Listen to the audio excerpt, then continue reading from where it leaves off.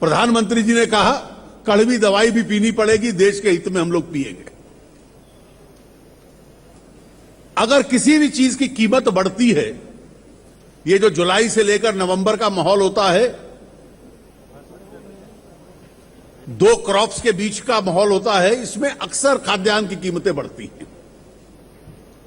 लेकिन हर सप्ताह मीटिंग लेना, उसका प्रशासन करना, और इस अवधि काल में जो वस्तुएं 80 और 100 रुपए पे पहुंच जाती थी, उनका नियंत्रण करके उनको 20 और 30 रुपए तक रखना, इसका संचालन भी केंद्र सरकार में सबसे सर्वोच्च पद पर बैठे हुए व्यक्ति स्वयं करते हैं। देश में इंफ्रास्ट्रक्चर का निर्माण हो। अब ये जो कल्पनाएं की हैं, 100 स्मार्ट सिटीज, देश में आज कम से कम करोड़ों की संख्या में लोग ऐसे हैं देहात में, शहरों में, जो बिना घर के हैं। इस सब को प्रोत्साहन दिया जाए, केवल ये स्मार्ट सिटीज के माध्यम से नहीं, लेकिन हमने टैक्सेशन पॉलिसी तक का इस्तेमाल किया। और जो समाज में एक नया वर्ग आ रहा है, जो गरीबी में से उठकर ऊपर आता है और मध्यम वर्ग बनने का प्रयास करता है, उस प्रयास में उसकी सहायता की जाए। आज तक कोई सरकार ऐसी नहीं बनी जिसने आते ही इस वर्ग को इतना बड़ा रिलीफ टैक्सेशन में दे दिया हो।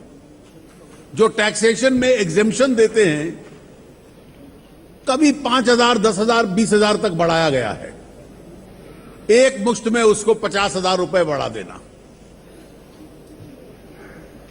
जो घर या छोटा घर, अपार्टमेंट खरीदता है और उधार लेकर ब्याज देता है, उसको 2 लाख तक की टैक्स की और छूट दे देना, उसको भी 50,000 बढ़ा देना। जो बचत करता है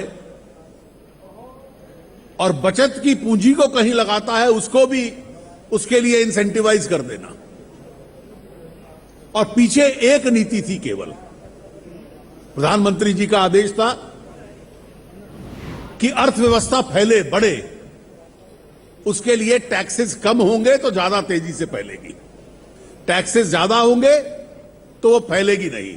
इसलिए ये कहने वाली हम पहली सरकार थे जिसको कहने में संकोच नहीं था, we are a low taxation government, not a high taxation government like the UPA. देश के अंदर पैदावार और उद्योग बढ़े,